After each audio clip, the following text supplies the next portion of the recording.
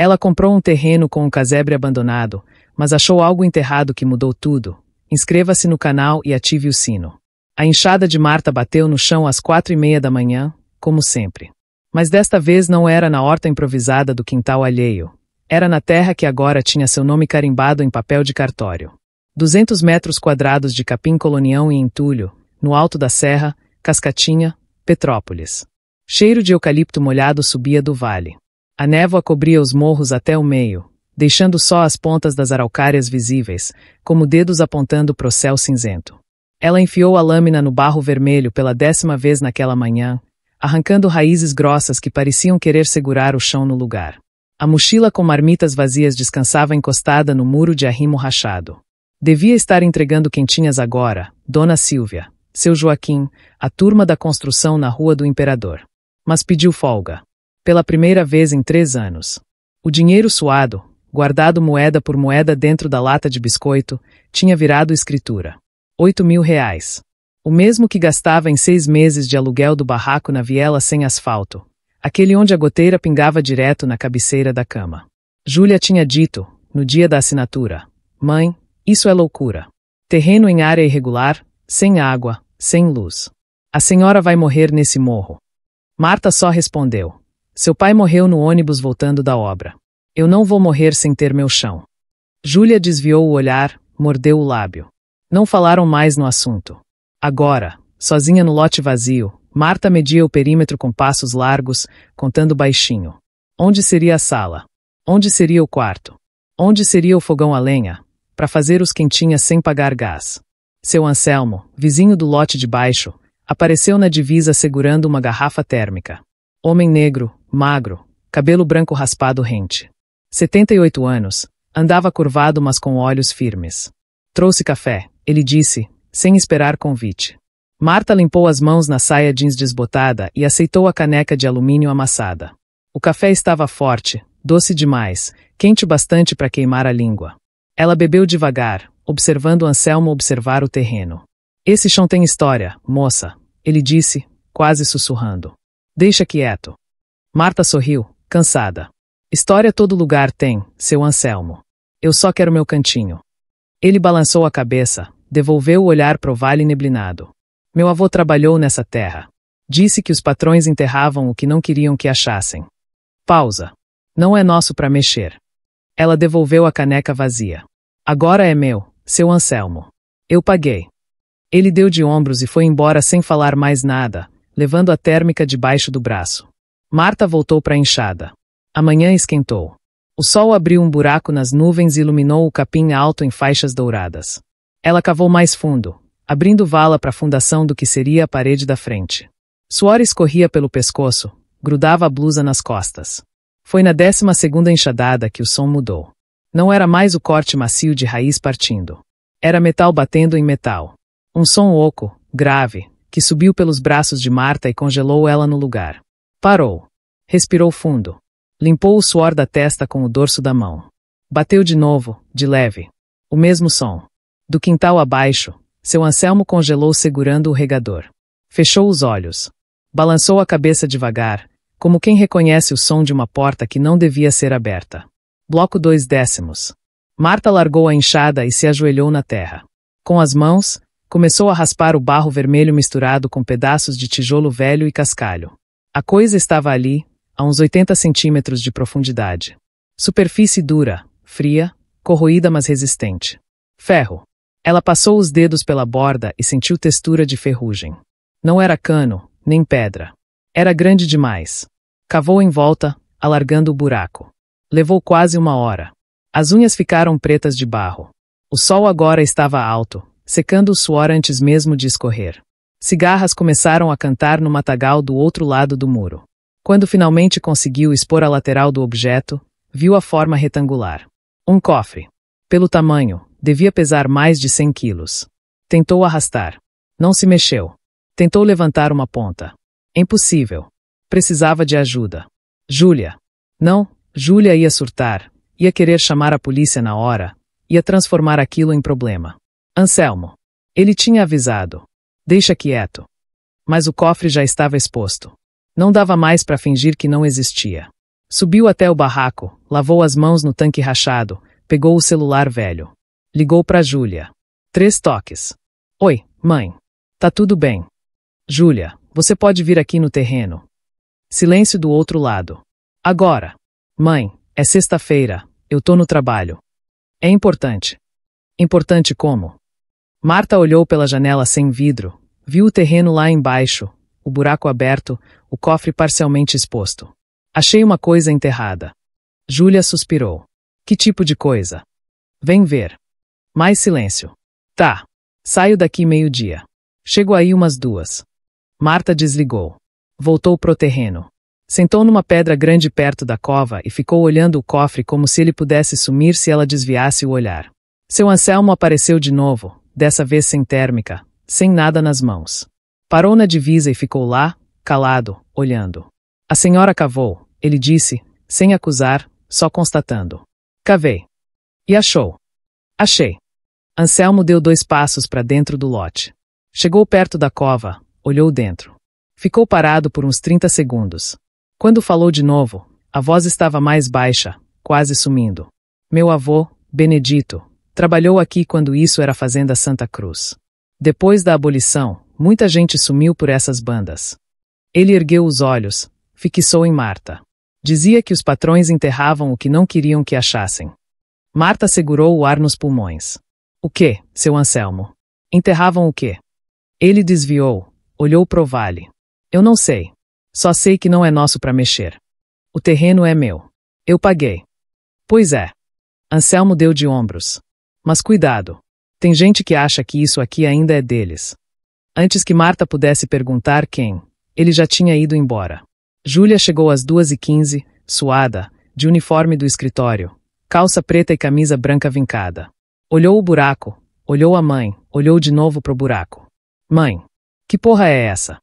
Linguagem, Júlia. Sério. A senhora acha um cofre enterrado e quer falar de linguagem. Marta não respondeu.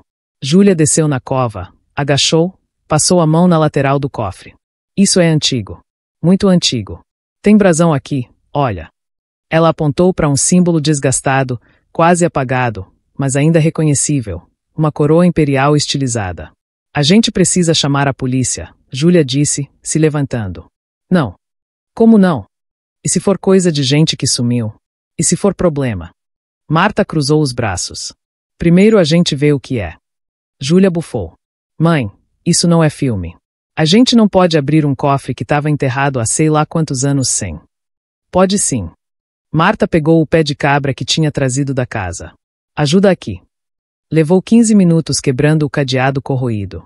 Quando a tampa finalmente cedeu, rangendo num grito de ferrugem, o que havia dentro bateu na cara delas com um brilho fosco, pesado e real. Barras de ouro empilhadas. Dezenas delas. Talvez 50. Cada uma do tamanho de um tijolo de meio quilo. Marcadas com selos, números gravados, símbolos que Marta não reconheceu. Júlia gritou.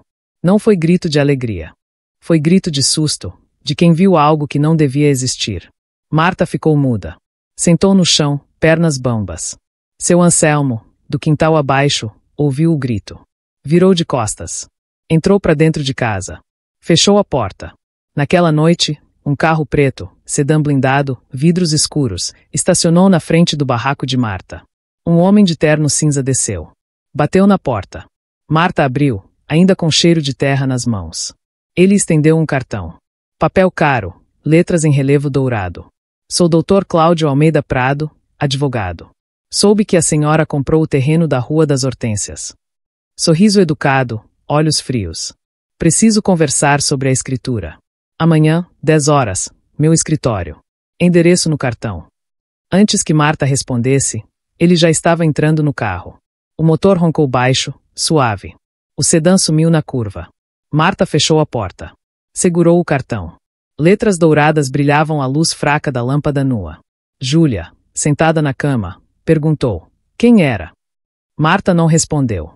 Só olhou pela janela, pro morro escuro onde o terreno esperava, onde o cofre ainda estava aberto, onde o ouro brilhava debaixo do luar. Bloco 3/10. O escritório de Dr. Cláudio ficava na Rua do Imperador, número 847, segundo andar de um sobrado imperial restaurado.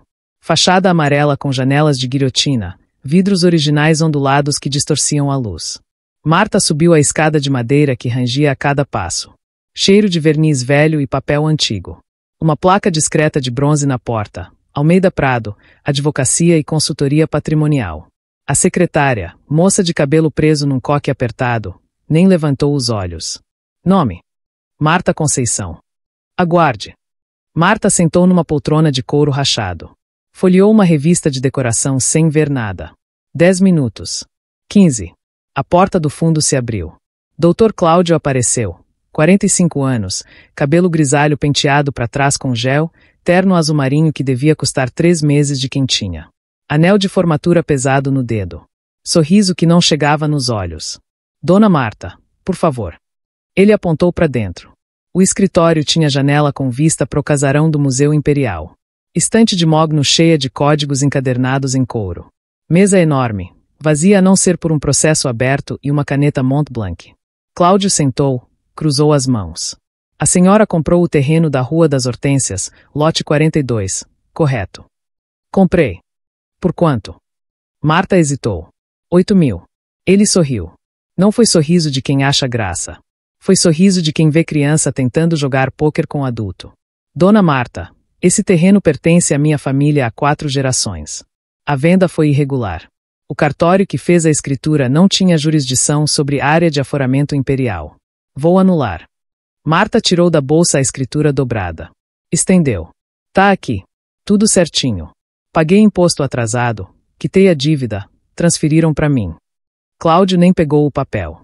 Isso é documento de cartório de bairro, Dona Marta. Não vale nada. Deixa eu te fazer uma proposta. Ele abriu a gaveta, tirou um talão de cheques. Eu te devolvo os 8.000 e você devolve o terreno. Todo mundo sai ganhando. Não. Ele parou com a caneta no ar. Como? Eu disse não.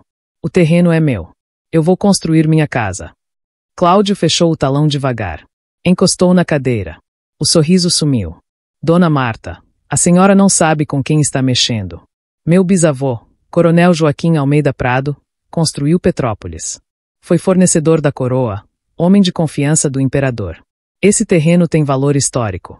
Patrimônio de família. A senhora acha mesmo que vai ganhar essa briga? Marta se levantou. Não sei se vou ganhar, mas sei que não vou desistir. Saiu sem esperar resposta. Desceu a escada tremendo. Na rua, encostou na parede, respirou fundo. O sol batia na pedra portuguesa, devolvendo calor. Ônibus passando, turista tirando foto do casarão cor-de-rosa do outro lado. Tudo normal. Tudo errado. Em casa, Júlia já estava esperando. Tinha levado o notebook. Mãe, pesquisei. Se a gente declarar o achado, o ouro pode ser considerado tesouro pelo Código Civil. Artigo 1264.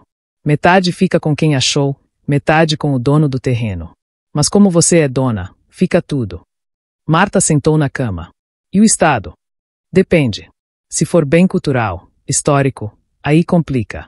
Pode virar patrimônio público. E se a gente não declarar? Júlia fechou o notebook.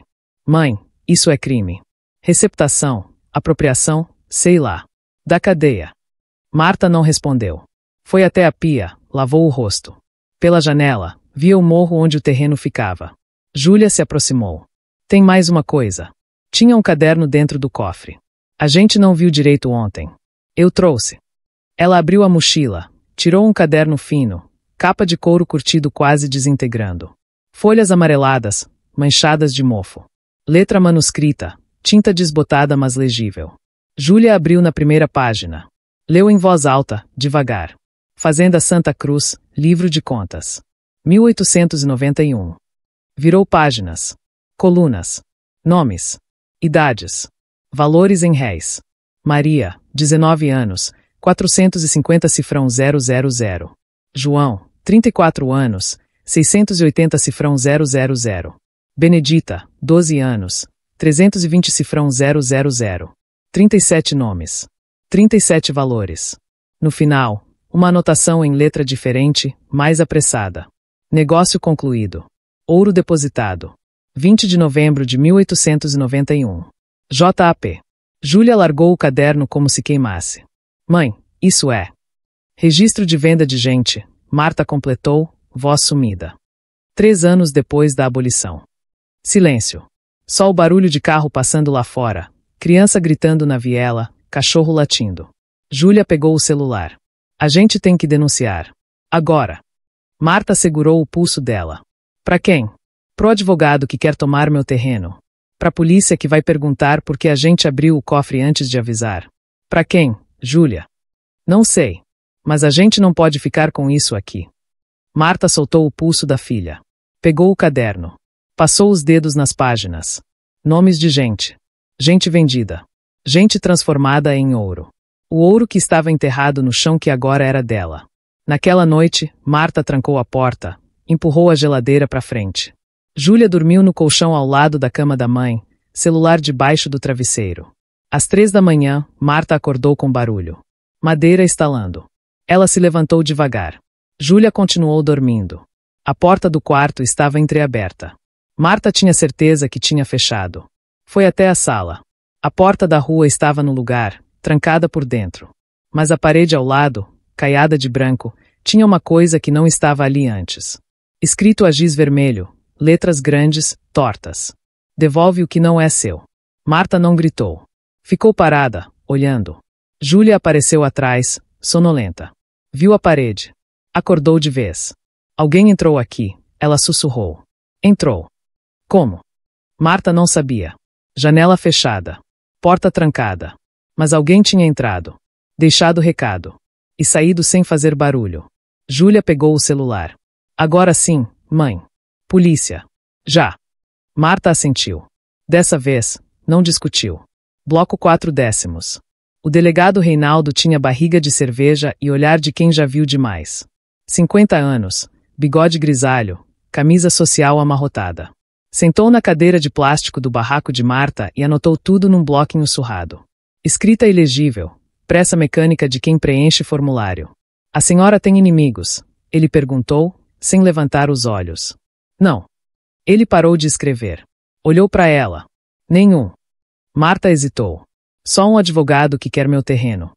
Reinaldo franziu a testa. Qual advogado? Dr. Cláudio Almeida Prado. O delegado ficou parado. Pousou a caneta. Olhou para a parede com a inscrição. Júlia tinha tirado foto antes de apagar. Respirou fundo. Olha, dona Marta, o Dr. Cláudio é influente. Família tradicional. Cuidado com o que a senhora acusa. Eu não estou acusando ninguém. Só respondi sua pergunta. Reinaldo se levantou. Vou registrar o BO. Mas sem testemunha, sem prova, vai ser difícil. Depois que ele saiu, Júlia explodiu. Cúmplice. Ele é cúmplice. Viu como ficou? Ouviu o nome do doutor e travou. Marta sentou na cama. A gente precisa tirar o cofre dali. Pra onde? Não sei. Mas não pode ficar no terreno. Levou 2 dias para conseguir ajuda. Seu Anselmo se recusou. Eu avisei, moça. Eu avisei. Júlia pediu pro namorado, Rodrigo, que trabalhava com mudança. Ele topou, sem fazer pergunta. No sábado de manhã, às 6, os 3 foram até o terreno. Cofre ainda estava lá, coberto com lona que Marta tinha jogado por cima. Rodrigo chamou mais um colega. Com corda, tábua e muita transpiração, conseguiram arrastar o cofre até a caçamba da picape. Levaram para casa de uma amiga de Júlia, Carol, que morava sozinha em Itaipava. Esconderam no quartinho de despejo, coberto com cobertor velho e caixa de papelão. Ninguém fala disso para ninguém, Marta ordenou. Todos assentiram. Na segunda-feira, chegou a intimação. Oficial de justiça bateu na porta às 9 da manhã. Marta assinou o recebimento com mão trêmula. Leu o documento 3 vezes antes de entender. Ação de reintegração de posse. Autor, Cláudio Almeida Prado. Fundamento, propriedade histórica da família, escritura irregular, aforamento imperial não extinto. Júlia leu por cima do ombro da mãe. Ele não perde tempo. Eu preciso de advogado. Com que dinheiro, mãe? Marta não tinha resposta. Foi seu Anselmo quem resolveu. Apareceu na terça à noite, bateu na porta, entrou sem esperar convite. Sentou na cadeira, tirou o boné puído. Tem uma pessoa que pode ajudar. Mas você vai ter que contar tudo. Quem? Professor Heitor. Ele dá aula na UCP, faz pesquisa sobre história de Petrópolis. Crimes pós-abolição. Ele vai querer ver o que vocês acharam. Marta olhou para Júlia. Júlia deu de ombros. A gente não tem opção, mãe. Professor Heitor tinha 60 e poucos anos, óculos de aro fino, cabelo comprido preso em rabo de cavalo, roupas de brechó, mochila de lona rasgada nas alças. Morava num apartamento pequeno perto da rodoviária, paredes cobertas de livros empilhados até o teto. Marta e Júlia levaram o caderno. Não falaram do ouro ainda. Heitor abriu o caderno com cuidado, como quem manuseia pergaminho sagrado. Leu a primeira página, a segunda, a terceira. Foi ficando pálido. Quando chegou na anotação final, tirou os óculos e limpou com a barra da camisa. Olhos vermelhos. Isso é, ele começou, voz embargada. Isso é ouro macabro. Prova documental de que comerciantes locais continuaram vendendo pessoas depois da Lei Áurea. Traficavam para fazendas do interior de São Paulo, para obras do Rio. Recebiam em ouro. A República investigou alguns casos em 1890, 91, mas arquivou tudo por pressão política. Tem mais, Marta disse. A gente achou ouro. Barras. Muitas. Heitor levantou. Onde? Escondido. Preciso ver. Foram até Itaipava na Kombi do professor. Carol abriu a porta, desconfiada, mas deixou entrar. Heitor viu o cofre, viu as barras. Pegou uma, examinou o selo. Coroa Imperial. Números de série. Casa da Moeda. 1889, 1890. Essas marcas são autênticas. Ele pousou a barra de volta, devagar, como quem pousa bomba. Vocês sabem o que isso significa? Que a gente tá ferrada, Júlia disse. Não. Significa que vocês têm prova material de um dos maiores crimes históricos do país. E que quem enterrou isso tinha muito a esconder. Marta respirou fundo. O bisavô do Dr. Cláudio. Coronel Joaquim Almeida Prado. As iniciais no caderno. JAP. Heitor assentiu. A família Almeida Prado construiu o império em cima de sangue. E agora vocês desenterraram a prova. Naquela mesma noite, Dr. Cláudio mandou mensagem pro celular de Marta. Número privado. Texto curto. 200 mil pelo terreno e pelo conteúdo. Proposta final. Amanhã expira. Júlia leu a mensagem. Olhou para a mãe. Mãe, é muito dinheiro. Eu sei. A gente nunca viu isso. Nunca vai ver. Eu sei. A gente pode recomeçar. Comprar casa de verdade. Você para de trabalhar com quem tinha. Eu faço faculdade. Marta segurou as mãos da filha. E os nomes no caderno? Maria, João, Benedita. A gente esquece. Júlia desviou o olhar. Não respondeu. Marta digitou a resposta. Não aceito. Enviou. Na manhã seguinte, Júlia saiu cedo para trabalhar. Pegou o ônibus na Rua do Imperador, o mesmo de sempre, o 2104 para Centro. Trânsito parado na descida do Quitandinha. Motorista buzinando. Júlia mexendo no celular, respondendo mensagem. O ônibus freou de repente. Júlia bateu a testa no ferro do banco da frente. Gritaria. Alguém gritou. Bateu. Bateu. Não foi batida. Foi o carro da frente, um Corsa prata, que perdeu o freio e invadiu a pista contrária. Capotou. Motorista saiu cambaleando, sangue na testa. Por sorte, ninguém vinha na outra pista. Júlia desceu do ônibus tremendo. Viu o Corsa destruído. Viu o motorista sendo socorrido. Viu a perícia chegando. Um PM examinou o carro, olhou embaixo. Chamou o colega. Conversaram baixo. Júlia se aproximou. Foi freio cortado, o PM disse pro colega. Olha aqui. Corte limpo. Não foi acidente. Júlia congelou. Olhou pro próprio carro, estacionado 3 quadras acima, na casa de uma amiga onde dormia às vezes para não pegar trânsito. Correu. Quando chegou, o carro estava lá. Normal. Abriu. Deu a partida. Funcionou. Respirou aliviada. Mas quando foi sair, ouviu barulho estranho. Freou. O pedal afundou até o chão. Sem resistência. Sem nada. Desceu. Olhou embaixo. Mancha de fluido no chão. Linha de freio rompida. Corte limpo. Ela não dirigiu. Chamou o guincho. Chamou a mãe. Quando Marta chegou e viu, não chorou. Só abraçou a filha e disse, baixinho, agora acabou a brincadeira. Bloco 5/10. Marta não dormiu. Ficou sentada na cadeira ao lado da cama onde Júlia dormia sedada. O médico do pronto-socorro tinha dado diazepam para controlar o tremor. A filha respirava fundo, regular, mas de vez em quando chorava dormindo. Marta limpava as lágrimas com a ponta do lençol. Às 6 da manhã, seu Anselmo bateu na porta. Trazia pão e café numa sacola de pano. Sentou sem falar nada, dividiu o pão ao meio, passou margarina com a faca velha que carregava no bolso. Comeram em silêncio. Depois de um tempo, ele disse: meu avô escondeu uma coisa. Antes de morrer, em 1953, me levou na igreja velha de São Sebastião, lá no Valparaíso. Mostrou um lugar embaixo do confessionário. Disse que tinha deixado uma carta. Se um dia acharem o que está enterrado, você mostra isso. Eu nunca fui buscar. Achei que era delírio de velho. Marta parou de mastigar. A igreja ainda existe. Existe. Abandonada. Prefeitura ia demolir, mas tombaram. Virou patrimônio. Você lembra onde fica a carta? Anselmo assentiu. Lembro. Foram os dois naquela manhã. Júlia ficou dormindo na casa de Carol. A igreja de São Sebastião era um caixote de pedra sem telhado, mato crescendo pelas frestas, vitrais quebrados. Porta trancada com corrente. Anselmo conhecia um jeito de entrar pelos fundos, buraco no muro que a criançada usava para brincar. Dentro cheirava a pombo morto e mofo. O confessionário ainda estava lá, madeira carcomida, cortina rasgada. Anselmo ajoelhou, enfiou a mão por baixo, tateou. Sentiu algo enrolado em pano encerado. Puxou. Era um cilindro fino, do tamanho de uma vela. Desenrolou o pano. Dentro, uma carta. Papel amarelado, tinta ferrogálica quase apagada. Letra trêmula, de quem escreve com dificuldade. Marta pegou, levou até a fresta de luz que entrava pela janela. Leu em voz alta, devagar. A quem encontrar o cofre. Eu, Benedito da Silva, liberto em 13 de maio de 1888, escrevo isto em 15 de março de 1894, sabendo que vou morrer. Trabalhei na fazenda Santa Cruz desde menino. Vi os patrões venderem minha mãe, meus irmãos, minha mulher. Depois da lei, fingiram que pararam. Mas não pararam. Traziam gente do sertão, prometiam trabalho livre, mas vendiam para a construção do Rio e para a fazenda de café em São Paulo.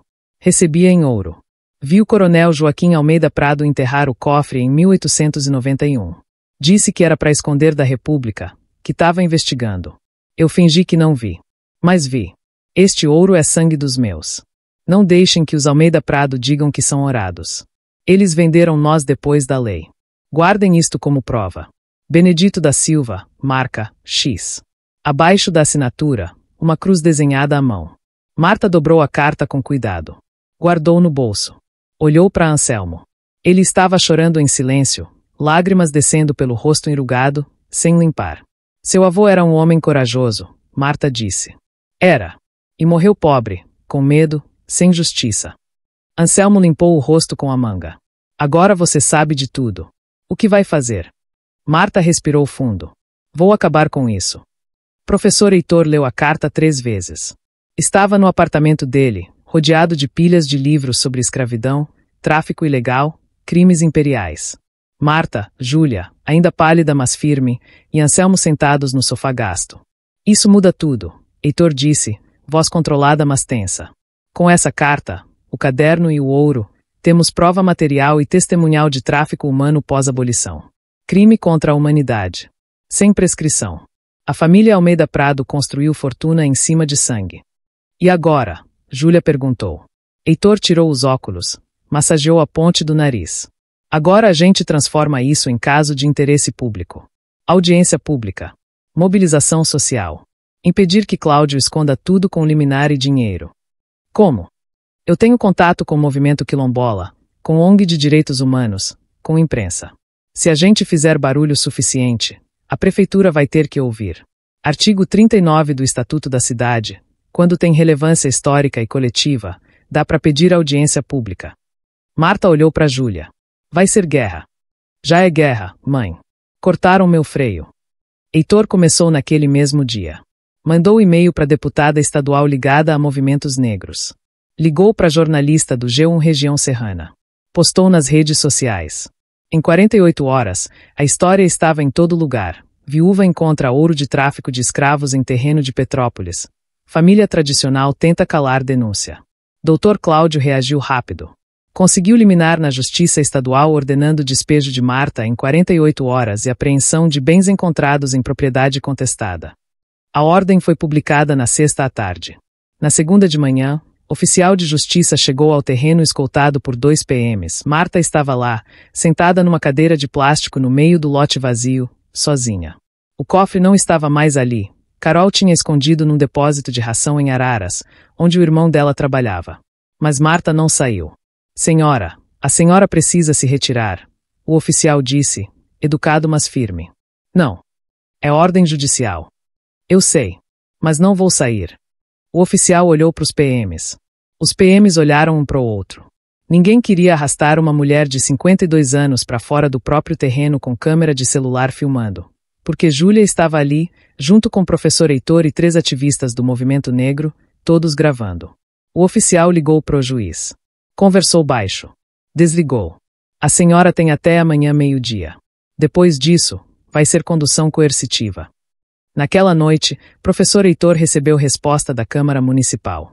Vereador Tião do Quilombo, homem negro, evangélico, ligado a movimentos sociais, tinha conseguido apoio suficiente para convocar sessão extraordinária aberta. Audiência pública sobre achado histórico de interesse coletivo. Artigo 41 do Regimento Interno. Quinta-feira às 14 horas. Prefeitura teria que se manifestar. Cláudio seria convidado a depor. Júlia leu a notícia no celular e gritou. Abraçou a mãe. Marta não comemorou. Sabia que Cláudio não ia deixar barato. E não deixou. Na quarta à noite, delegado Reinaldo ligou para Marta. Dona Marta, só para a senhora saber. Doutor Cláudio entrou com representação criminal contra a senhora. Receptação de bens de valor histórico, apropriação indébita, violação de patrimônio cultural. Se for para frente, dá 3 a 6 anos. Marta sentou na cama. Delegado, o senhor sabe que isso é mentira. Silêncio do outro lado. Depois, eu sei. Mas ele tem influência. Ele conhece o promotor, conhece o juiz.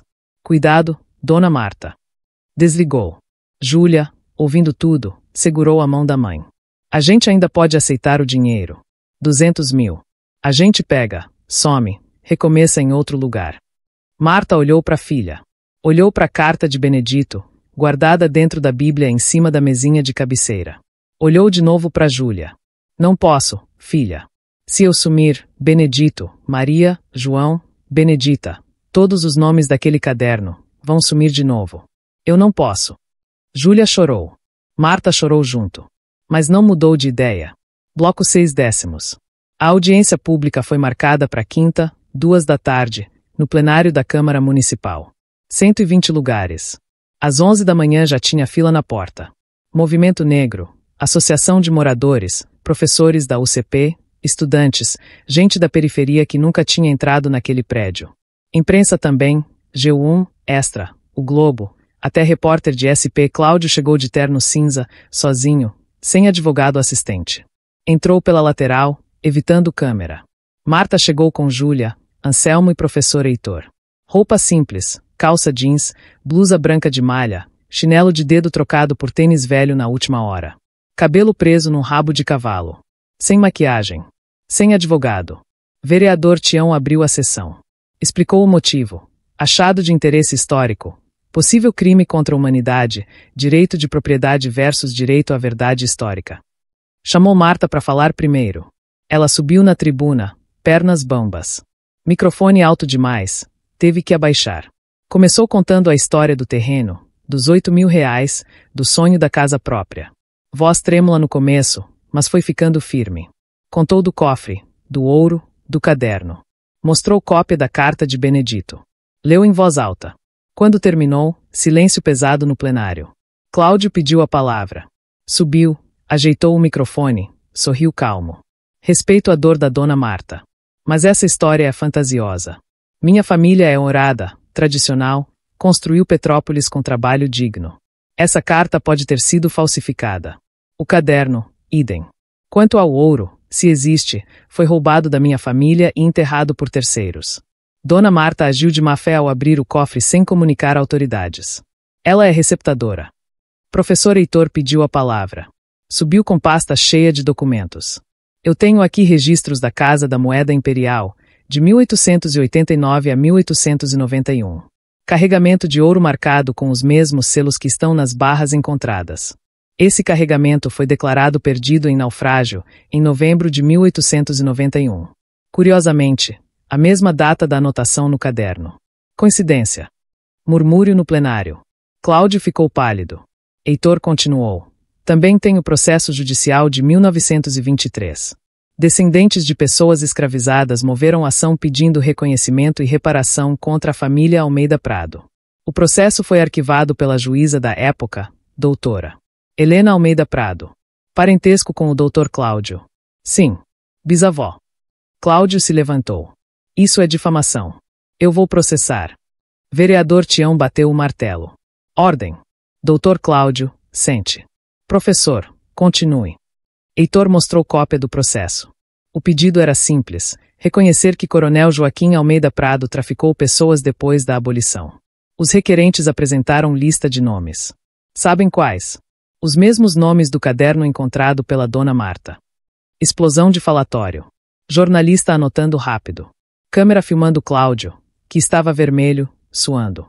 Aí delegado Reinaldo levantou. Ninguém esperava. Ele estava no fundo, de civil, boné na cabeça. Tirou o boné. Eu preciso falar. Tião hesitou. Delegado. Por favor. Tião acenou. Reinaldo subiu, devagar, como quem carrega peso. Ficou na tribuna sem segurar o microfone, mãos nos bolsos. Eu trabalho na polícia de Petrópolis há 27 anos. Sempre soube que tem família aqui que é intocável. Família que liga pro secretário, pro juiz, pro comandante. Família que faz sumir processo, que arruma testemunha, que compra silêncio. Pausa. Semana passada, achei um registro antigo no arquivo da Delegacia Velha.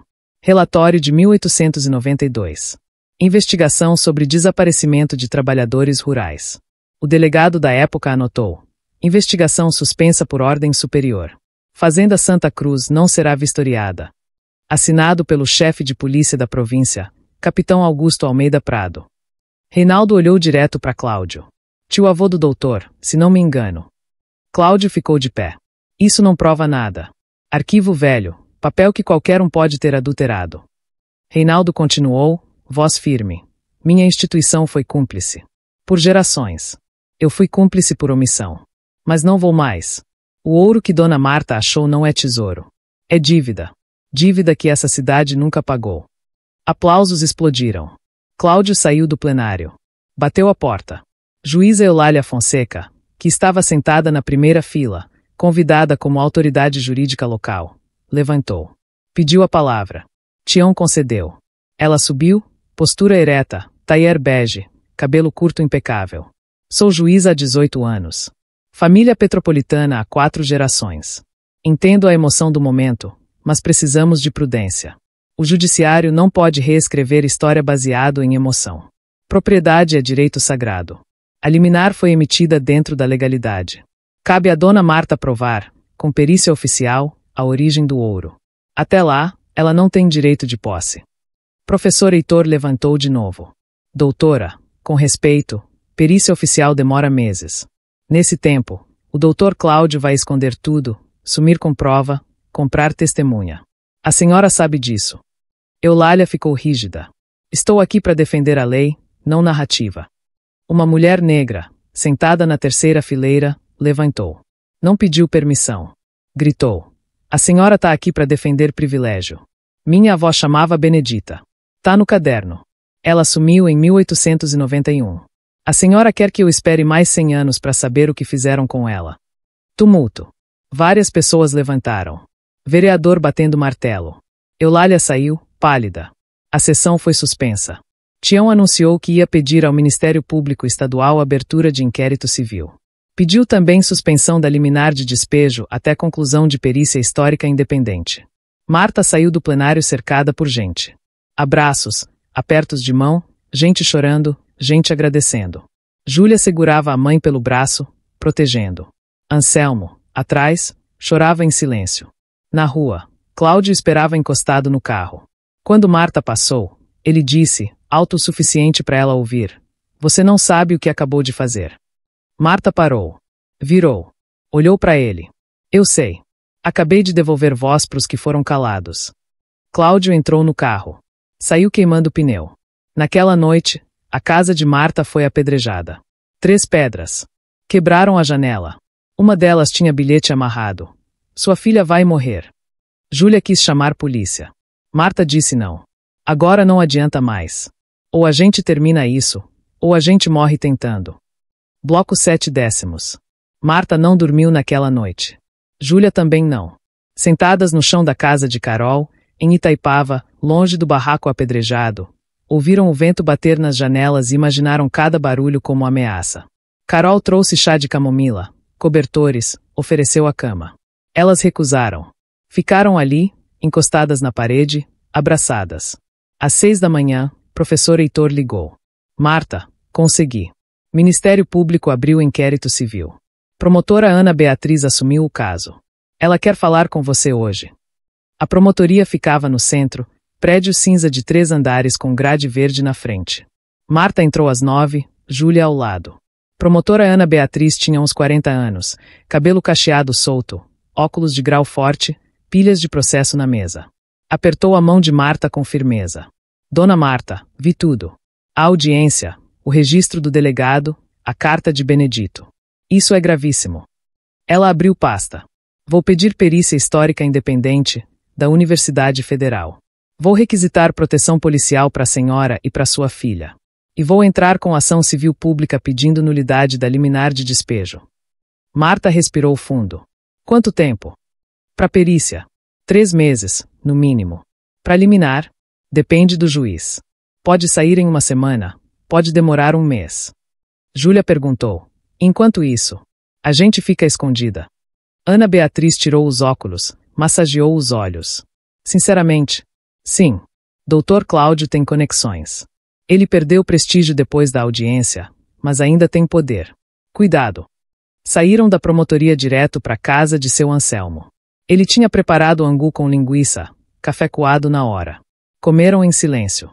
Depois, Anselmo levou Marta até o quintal. Mostrou uma muda de ipê amarelo plantada num vaso de barro. Meu avô plantou um ipê no dia que conseguiu a carta de alforria. Dizia que árvore é memória viva. Enquanto ela tá de pé, a gente não some. Ele pegou a muda, estendeu para Marta. Quando isso acabar, você planta no seu terreno. Para Benedito. Para Maria. Para todos. Marta segurou o vaso. A terra estava úmida, cheirando a raiz nova.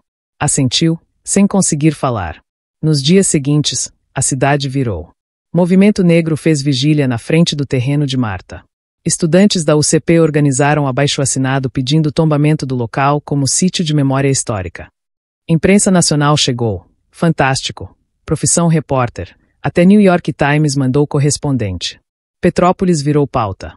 Dr. Cláudio tentou contra-ataque. Deu entrevista para o Globo dizendo que era vítima de difamação, campanha política e revisionismo histórico irresponsável.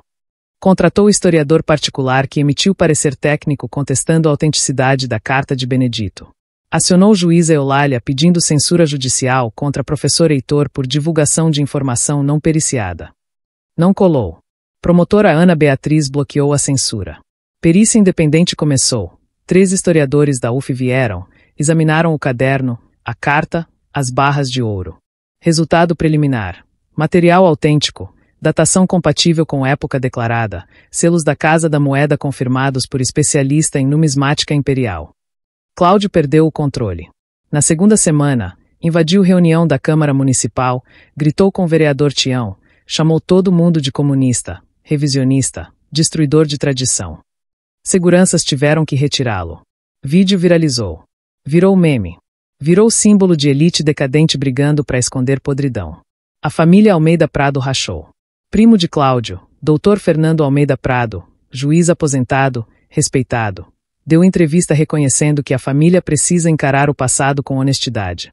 Tia de Cláudio, Dona Lourdes, descendente direta do coronel Joaquim, fez doação simbólica de R$50 mil para o movimento negro como gesto de reparação pessoal. Cláudio ficou sozinho. Escritório perdeu clientes. OAB abriu processo ético. Esposa pediu separação.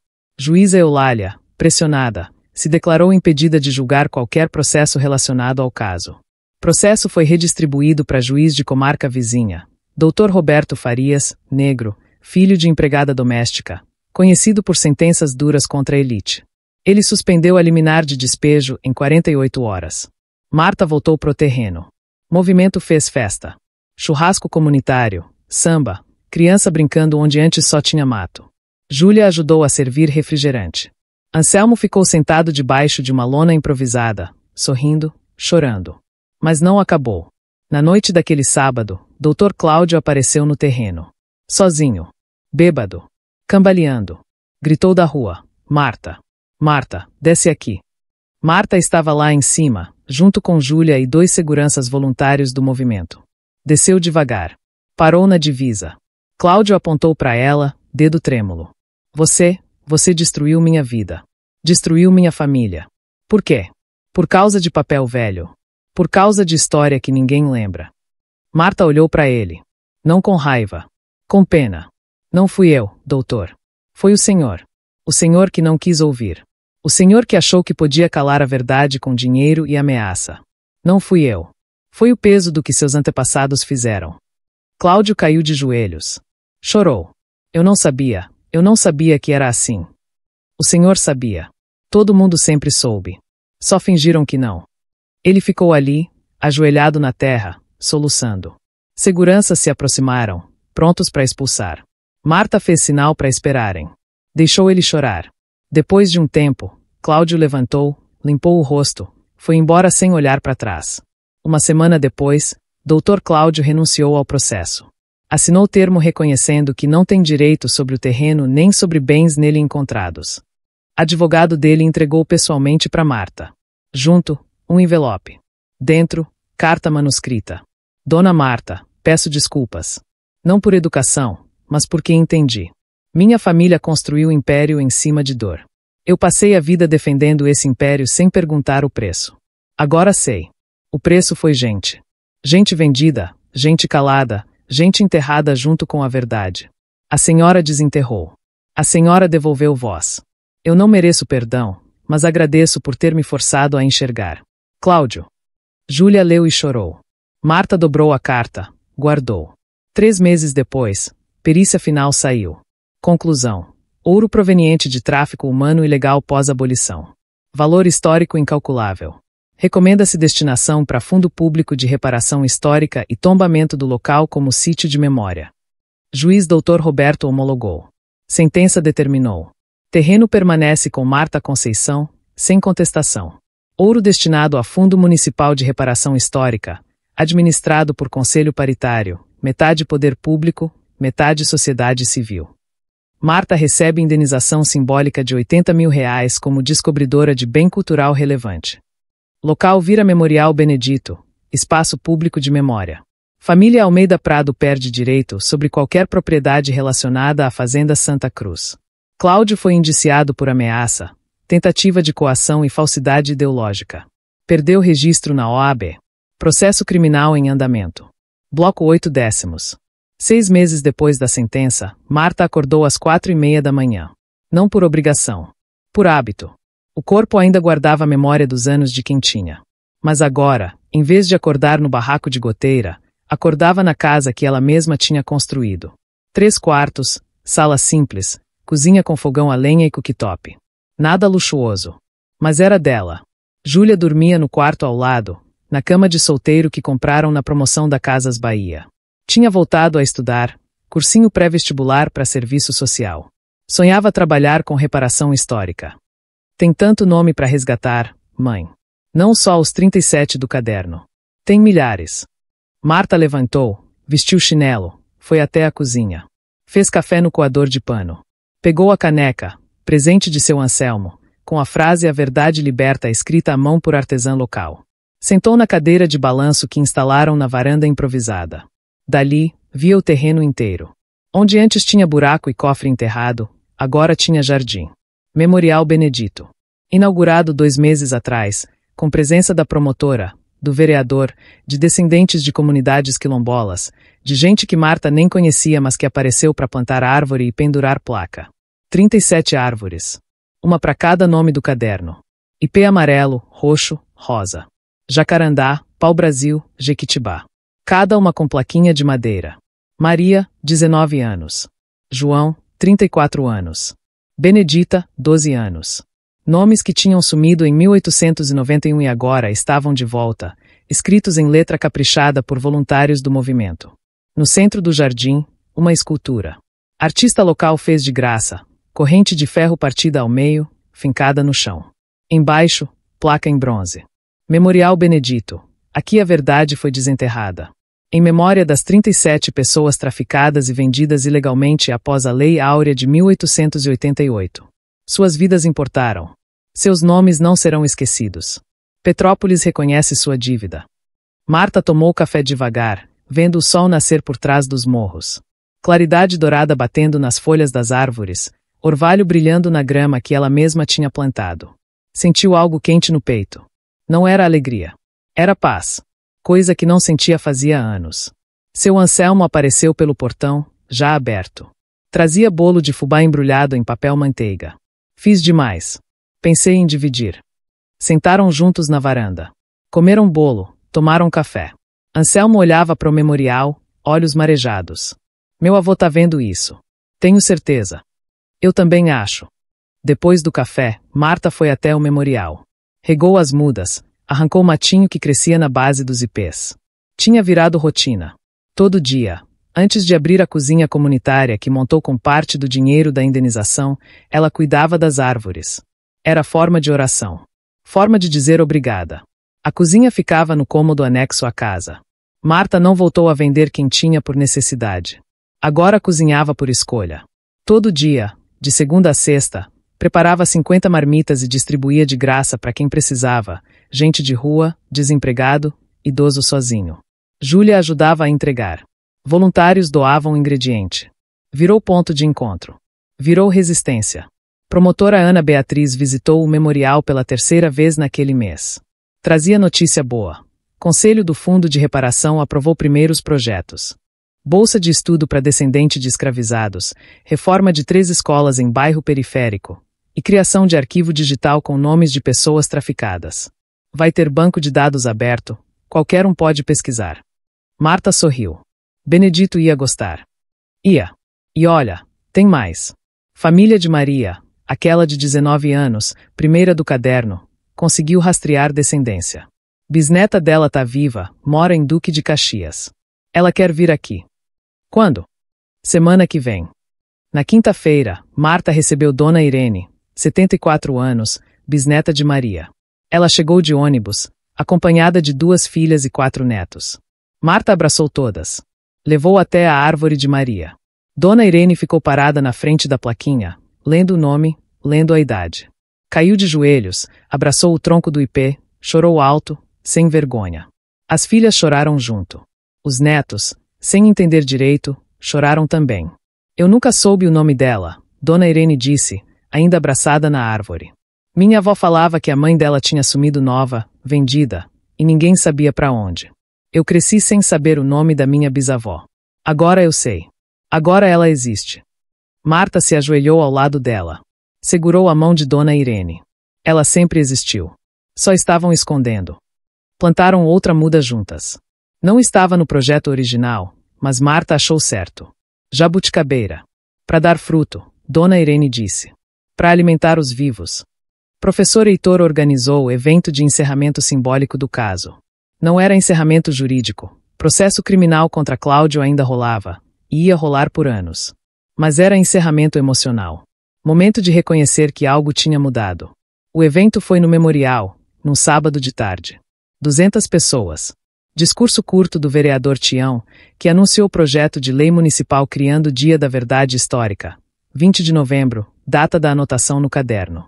Fala da promotora Ana Beatriz, reconhecendo coragem de Marta. Fala de delegado Reinaldo, pedindo desculpa institucional em nome da polícia. Marta não queria falar. Tinha pavor de microfone. Mas professor Heitor insistiu. Você não precisa fazer discurso. Só precisa estar lá. Ela subiu no palanque improvisado. Microfone na mão, tremendo. Olhou para a multidão. Viu Júlia na primeira fileira, sorrindo. Viu seu Anselmo, chorando. Viu Dona Irene, segurando a mão das filhas. Viu gente que ela não conhecia, mas que tinha vindo porque a história importava. Respirou fundo. Falou. Eu não sou heroína. Eu só queria uma casa. Mas quando a gente cava fundo, Às vezes encontra mais do que tijolo e terra. Às vezes encontra verdade. E verdade não é nossa. É de todo mundo. Benedito guardou essa verdade por 130 anos. Eu só desenterrei. O mérito é dele. De Maria. De João. De Benedita. Dos 37 nomes que estão aqui, plantados, vivos. A gente não trouxe eles de volta. Mas a gente garantiu que ninguém mais vai fingir que eles não existiram. Aplausos explodiram. Marta desceu, abraçou Júlia, abraçou Anselmo, abraçou meio mundo. Quando o evento terminou, e a última pessoa foi embora, ela ficou sozinha no memorial. Sentou na grama, encostou num dos ipês. Fechou os olhos. Ouviu o vento nas folhas. Ouviu cigarra. Ouviu, longe, sino da igreja batendo 6 horas. Sentiu o cheiro de terra molhada. Tinha chovido de manhã. Sentiu textura da casca áspera do ipê nas costas. Sentiu paz. Abriu os olhos. Júlia estava ali, em pé, sorrindo. Mãe, vamos? Tá esfriando. Marta levantou. Antes de sair, passou a mão no tronco do ipê que seu Anselmo tinha dado, o que ela plantou no dia da sentença. Já tinha mais de 1 metro de altura. Folhas verdes, firmes. Um dia ia florescer. Um dia ia dar sombra. Vamos, ela disse. Foram juntas para casa. Pelo caminho, Marta olhou para trás uma vez. Viu o memorial iluminado pela última luz do dia. Viu as árvores. Viu a corrente partida no centro. Viu verdade plantada onde antes só tinha mentira enterrada. Sorriu. Virou de costas. Seguiu. Bloco 9/10. O inverno chegou a Petrópolis com neblina grossa e frio que cortava. Junho de 2024. 1 ano e 3 meses desde o dia que Marta bateu a enxada no cofre. O memorial tinha virado ponto turístico, não turismo de selfie, mas turismo de consciência. Escolas levavam alunos. Universidades mandavam pesquisadores. Gente de fora do estado aparecia, caminhava entre as árvores, lia as placas, chorava. Marta acordou naquela terça com dor nas costas. 53 anos, corpo cansado de carregar peso a vida inteira.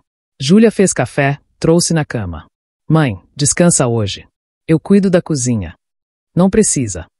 Precisa sim. A senhora não para. Marta sorriu. Aceitou o café. Ficou na cama até 8, coisa rara. Quando levantou, ouviu barulho de gente no memorial. Olhou pela janela. Era delegado Reinaldo, acompanhado de mulher que Marta não conhecia. Vestiu chinelo, foi até lá. Reinaldo cumprimentou com aperto de mão firme. Apresentou a mulher. Dona Marta, essa é doutora Cláudia, da Comissão Nacional da Verdade sobre Escravidão. Ela tá fazendo levantamento de casos pelo país. Cláudia tinha uns 50 anos, cabelo crespo preso em coque, roupa social mas tênis gasto. Olhar sério, mas caloroso. Dona Marta, li tudo sobre o caso. Queria entender como foi o processo de mobilização. A gente tá tentando replicar em outras cidades. Tem cofre, tem carta, tem documento enterrado por todo o Brasil. Mas ninguém denuncia. Seu caso virou referência. Sentaram na varanda. Marta contou tudo de novo, pela 100ª vez, parecia, mas cada vez que contava, a história ficava mais clara. Cláudia anotava tudo num caderninho, igual Reinaldo tinha feito 1 ano atrás. Mas dessa vez, não era investigação. Era reconhecimento. Dona Marta, a senhora toparia dar depoimento público em Brasília. Comissão vai apresentar relatório final em setembro. Seria importante ter a voz de quem viveu isso. Marta hesitou. Olhou para Júlia, que tinha saído da cozinha e estava ouvindo encostada no batente da porta. Júlia assentiu. Eu vou, Marta disse. 3 semanas depois, Marta e Júlia embarcaram no ônibus para Brasília. 15 horas de viagem. Seu Anselmo ficou cuidando da casa e do memorial. Professor Heitor foi junto, pagou a própria passagem. Chegaram na capital na quinta de manhã. Auditório do Senado, sessão solene. Marta sentou na tribuna junto com outras 5 pessoas, um quilombola do Pará, uma historiadora da Bahia, um advogado de São Paulo, uma líder comunitária do Maranhão, um padre do Rio Grande do Sul. Todos tinham histórias parecidas, verdades enterradas, famílias poderosas escondendo crime, luta para trazer nomes de volta. Quando chegou a vez de Marta, ela subiu. Microfone, câmeras, senadores olhando. Não tremeu. Contou a história. Simples. Direta. No final, disse: eu não quero vingança. Eu só quero que parem de fingir. Que parem de ensinar nas escolas que a abolição acabou com a escravidão. Não acabou. Continuou. Por anos. E ninguém pagou. Até hoje, ninguém pagou. O ouro que eu achei não é meu. Não é de Petrópolis. É dívida nacional. Dívida que o Brasil tem com os descendentes das 37 pessoas do caderno e com milhões de outras que sumiram sem nome, sem túmulo, sem memória. Aplausos de pé. Senadores se levantaram. Júlia, na plateia, chorou. Professor Heitor também. Depois da sessão, senadora relatora do projeto de lei de reparação histórica chamou Marta para conversar. Dona Marta, quero incluir seu caso como anexo do projeto. Virar exemplo oficial. A senhora autoriza? Autorizo. E tem outra coisa. Descobrimos que existem mais 7 fazendas em Petrópolis que pertenciam aos mesmos donos da fazenda Santa Cruz. Pode ter mais cofre. Mais caderno. A senhora toparia ajudar nas buscas. Marta olhou pela janela do gabinete. Via o Congresso, a esplanada, bandeira tremulando. Pensou no barraco de goteira. Pensou na enxada batendo em ferro. Pensou em Benedito escrevendo carta com mão trêmula, morrendo sem justiça. Topo, ela disse. Voltou para Petrópolis com missão nova. Virou consultora voluntária do projeto de mapeamento histórico. Junto com o professor Heitor e equipe da UF, começou a investigar outros terrenos. Encontraram mais 3 locais suspeitos. Cavaram um. Acharam ossada. Perícia confirmou, restos mortais de pelo menos 12 pessoas, enterradas sem caixão, sem cruz, sem nome. Datação, 1890 a 1895. O segundo terreno revelou outro cofre. Menor. Sem ouro. Mas com documentos, contratos de venda, recibos, lista de nomes. Mais 43 pessoas. Júlia digitalizou tudo, criou banco de dados, postou online. Em 2 semanas, 17 famílias entraram em contato dizendo esse nome é do meu antepassado. O terceiro terreno tinha sido construído em cima, prédio de classe média, 8 apartamentos. Moradores se recusaram a deixar cavar. Vai desvalorizar o imóvel, disseram. Promotora Ana Beatriz entrou com ação. Juiz autorizou escavação parcial no estacionamento. Encontraram algemas de ferro enterradas a 2 metros de profundidade. 20 pares. Tamanho infantil. Marta viu as algemas e sentou no chão. Não chorou. Ficou muda. Júlia se ajoelhou ao lado. Mãe! Criança, Marta sussurrou. Venderam criança. Júlia abraçou a mãe. Ficaram ali, no estacionamento de prédio classe média, cercadas por perícia, por câmera, por gente anotando, enquanto o sol descia atrás dos morros de Petrópolis e o frio da noite chegava. As algemas foram para museu. Exposição permanente. Petrópolis e o tráfico oculto, crimes pós-abolição. Inaugurada em agosto de 2024. Marta foi convidada para cortar a fita. Recusou. Não sou eu que merece inaugurar. São os nomes. Pediram então para Dona Irene, bisneta de Maria. Ela aceitou.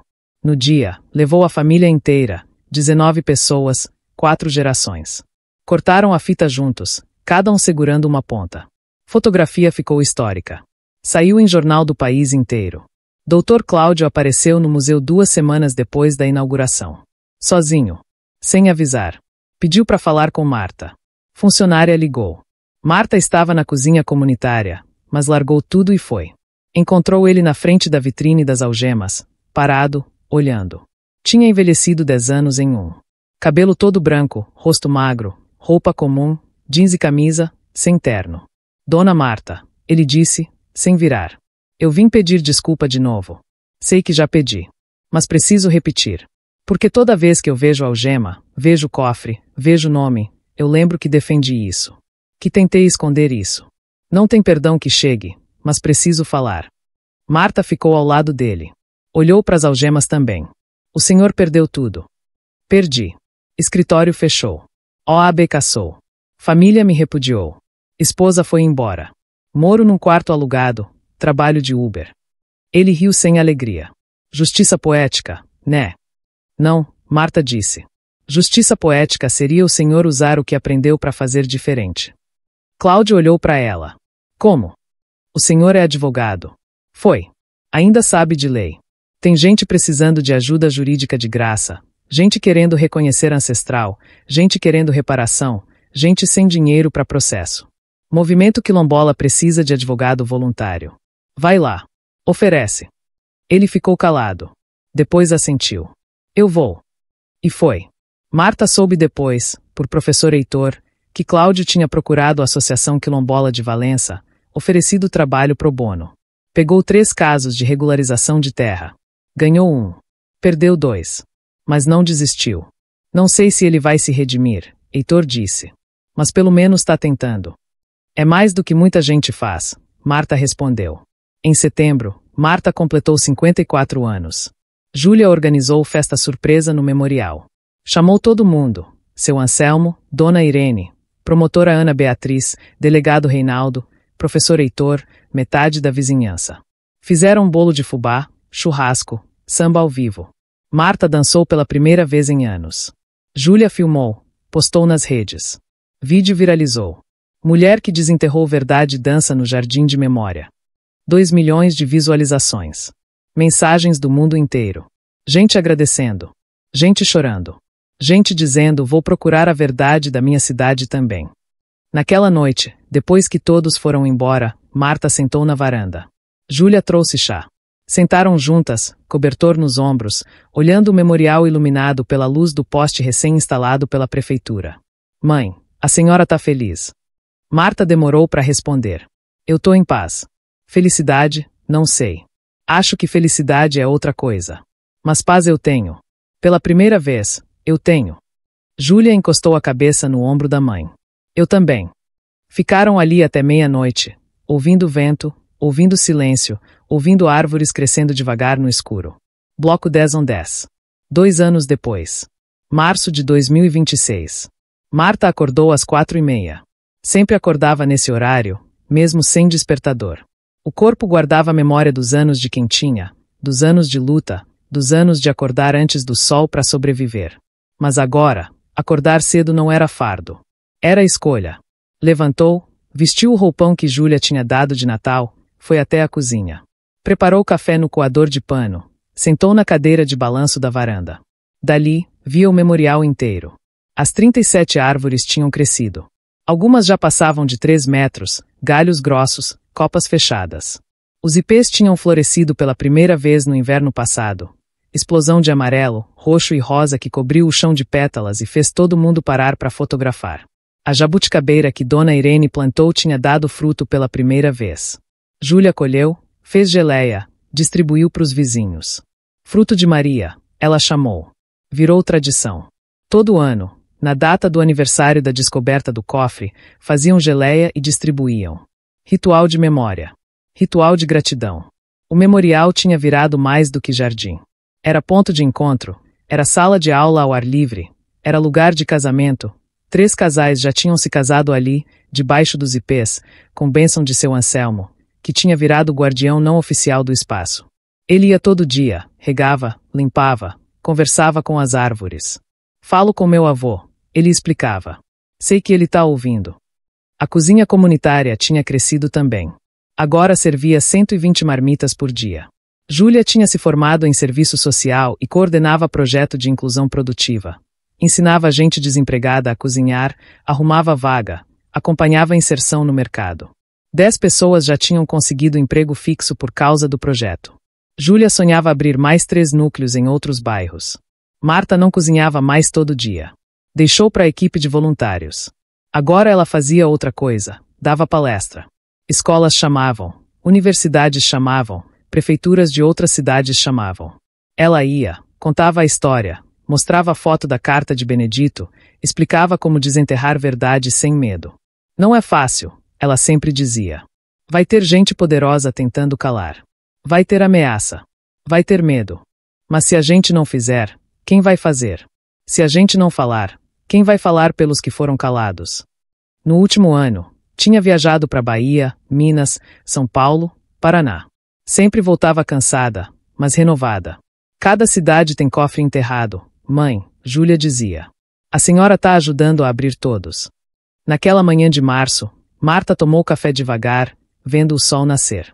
Claridade dourada batendo nas folhas, passarinhos cantando, cheiro de terra molhada. Tinha chovido de madrugada. Sentiu algo no peito. Não era mais dor, não era mais peso.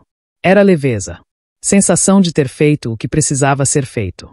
Júlia saiu pro quarto, ainda de pijama, bocejando. Mãe, Tá acordada desde que horas? Desde sempre, Marta sorriu. Júlia sentou no colo da mãe, coisa que não fazia desde criança, mas de vez em quando voltava a fazer, sem aviso. Marta abraçou. Ficaram ali, balançando devagar na cadeira, ouvindo o mundo acordar.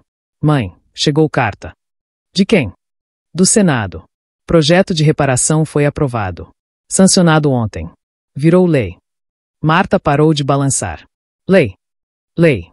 Fundo Nacional de Reparação Histórica. Recursos para pesquisa, para memorial, para bolsa de estudo, para tudo. E olha, o projeto leva o nome do vovô Benedito. Lei Benedito da Silva. Marta fechou os olhos. Lágrimas desceram, silenciosas. Júlia limpou com a manga do pijama, chorando também. Ele conseguiu, mãe. 134 anos depois, ele conseguiu. Marta assentiu, sem conseguir falar. Mais tarde, foram juntas até o memorial. Pararam na frente do ipê que seu Anselmo tinha dado, o primeiro plantado, o maior de todos. Marta encostou a mão no tronco, sentiu a casca áspera, sentiu vida pulsando por dentro. Obrigada, Benedito, ela sussurrou. Por não desistir. Por guardar a verdade. Por confiar que um dia alguém ia achar. Seu Anselmo apareceu, como sempre aparecia, trazendo café e bolo. Marta contou da lei. Ele sentou no chão, encostou no ipê, chorou sem esconder. Meu avô pode descansar agora. Finalmente. Dona Irene chegou de surpresa, vindo de Duque de Caxias. Trazia a família inteira de novo. Agora tinha mais 2 bisnetos, bebês de colo. Fizeram roda embaixo das árvores. Cada um falou alguma coisa, memória, promessa, agradecimento. Quando chegou a vez de Marta, ela disse: Eu não queria ser heroína. Eu só queria casa. Mas a vida me deu mais do que casa. Me deu propósito. Me deu família, não só de sangue, mas de luta. Me deu certeza de que verdade, por mais enterrada que esteja, sempre volta. Sempre. No final da tarde, depois que todos foram embora, Marta ficou sozinha no memorial. Pegou a enxada, a mesma que tinha batido no cofre naquele dia de março, 2 anos atrás. Estava enferrujada agora, cabo gasto, mas ainda servia. Levou até o canto do terreno onde ainda tinha terra virgem. Cavou um buraco pequeno, raso. Plantou a última muda que tinha guardado, um ipê branco, espécie rara. Para quem a gente ainda não conhece o nome, ela disse em voz alta. Pros que sumiram sem deixar carta, sem deixar pista. A gente não esqueceu de vocês. A gente vai continuar procurando. Cobriu a muda com terra, regou, bateu levemente com a palma da mão para firmar. Ficou ali, de joelhos, mãos sujas de barro, suor na testa. Júlia apareceu com o celular.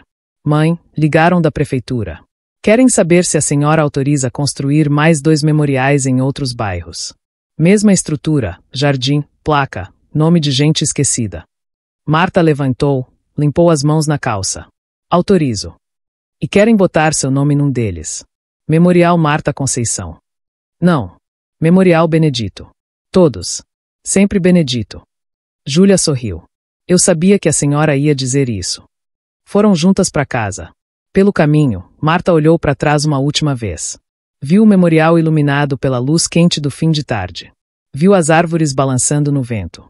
Viu a corrente partida no centro, símbolo de liberdade conquistada. Viu a enxada encostada na árvore, ferramenta de trabalho transformada em ferramenta de verdade.